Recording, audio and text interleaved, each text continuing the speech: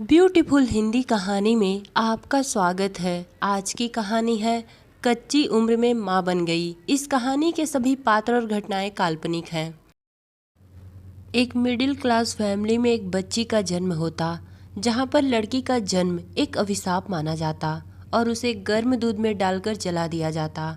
पर उसकी माँ उसे किसी तरह बचा लेती और उसका नाम रखती गायत्री। गायत्री 10 या 11 साल की जब हुई तो उसके पिता और दादाजी हर वक्त गायत्री को डांटते रहते और उसकी माँ से कहते, अपनी बेटी को संभाल वरना इसकी हड्डी पसली तोड़ देंगे। गायत्री की माँ गायत्री को समझाती, क्योंकि उन्हें गायत्री की फिक्र थी। उन्हें पता था कि कुछ भी इधर उधर हुआ तो इन लोग गायत्री को मार डालेंगे। बेचारी गायत्री, अभी उसकी उम्र ही क्या थी जो चंचलता न करे। अभी तो वो महज 12 साल की बच्ची थी। पर गायत्री के 12 साल पूरा होते होते उसके पिता और दादाजी उसकी शादी एक 31 साल के आदमी कमल से करवा देते। गायत्री की माँ ने इस बात का विरोध किया कि लड़का गायत्री के दुगने तिगने उम्र का है, पर उस घर में उसकी कौन सुनने वाला। कमल गायत्री को ब्याह कर अपने घर ले जाता और उसका शोषण करता और उसके घर वाले गायत्री से ढेर सारा काम करवाते और थोड़ी सी भी गलती होने पर उसके ससुराल वाले उसे पीटते। बेचारी गायत्री अभी खेलने कूदने की उम्र में उसे ये सब कुछ सहना पड़ रहा था। कुछ दिन बाद गायत्री अपनी माँ से मिलने अपने मायके आई। उसने अपनी माँ से अपने ससुराल वालों की सारी करतूतें बताई, पर उसकी माँ चाह कर भी अपनी बेटी की मदद नहीं कर पाई। शादी के 1 या 2 साल बीतने के बाद गायत्री पेट से हो गई। गायत्री ने सोचा, जैसे हमारे समाज की हर लड़कियां सोचती हैं कि शायद बच्चा हो जाने के बाद मेरा पति या मेरे ससुराल वाले मुझे समझें। गायत्री ने किसी तरह 9 महीने काटे और 9 महीने बाद गायत्री ने एक लड़की को जन्म दिया। बेटी पैदा करना गायत्री के ससुराल में भी एक अभिशाप ही था। गायत्री के ससुराल वालों ने गायत्री को बहुत सुनाया, मानो वो बेटी पैदा करके बहुत बड़ी गलती कर दी है।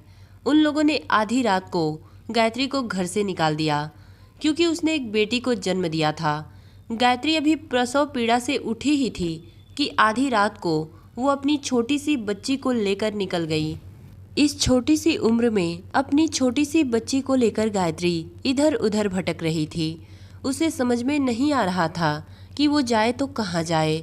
गायत्री को ना तो भूख लग रही थी और ना ही प्यास, पर उसकी गोद में उसकी छोटी सी बच्ची को पैदा हुए अब 1-2 दिन बीत चुके थे। बच्ची भूख से तड़प कर रो रही थी, क्योंकि जिस दिन से गायत्री ने बच्ची को जन्म दिया था उस दिन से गायत्री ने ना तो कुछ खाया था और ना ही पिया। खाली पेट होने की वजह से गायत्री को दूध भी नहीं हो रहा था कि वो अपनी छोटी सी बच्ची की भूख मिटा सके।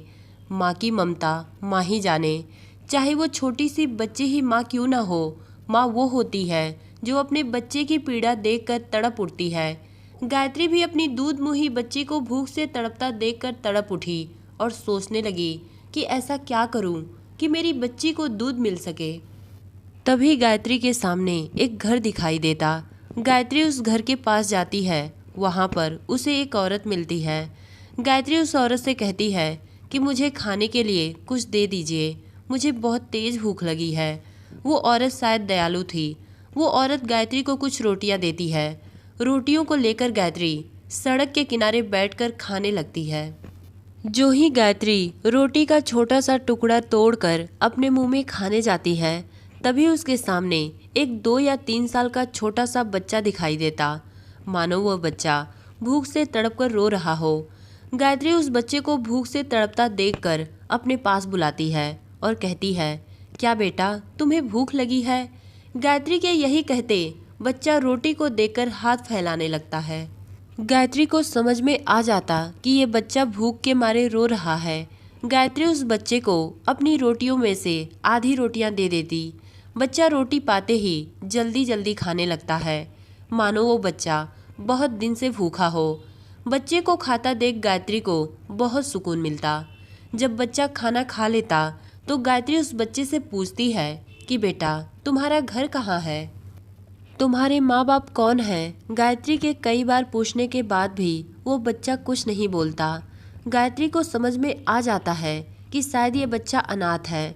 गायत्री को उस बच्चे पर दया आ जाती है और वो उस बच्चे को अपने साथ ले लेती है। ऐसे ही भटकते भटकते और खाने के लिए भीख मांगते मांगते गायत्री अपना दिन किसी तरह काटती है, क्योंकि गायत्री एकदम अनपढ़ थी और पढ़ी लिखी भी होती तो दूध मुही बच्ची को छोड़कर नौकरी कहाँ करने जाती, जब उसके खुद के अपनों ने ही उसे ठुकरा दिया था। भगवान न करे गायत्री जैसा मायका या ससुराल किसी भी बेटी को मिले।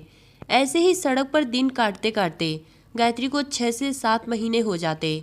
इन 6 से 7 महीनों में गायत्री को कई अनाथ छोटे छोटे बच्चे मिलते। गायत्री बहुत दयालु थी। गायत्री उन सभी बच्चों को अपने साथ ले लेती। गायत्री को जब रोटी खाते समय पहला बच्चा मिला था, तभी गायत्री ने सोच लिया था कि अब मुझे सड़क के किनारे भटकते हुए जितने भी अनाथ बच्चे मिलेंगे, मैं उन्हें अपना बच्चा बना लूँगी कि कोई उन्हें अनाथ ना कह सके।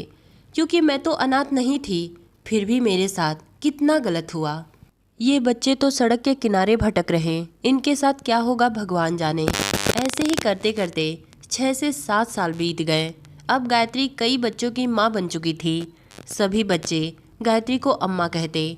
कई लोग गायत्री का इस तरह इन अनाथ बच्चों के प्रति प्यार देखकर हैरान थे कि इतनी छोटी सी उम्र में गायत्री अपने खुद के बच्चों की तरह इन अनाथ बच्चों को पालती।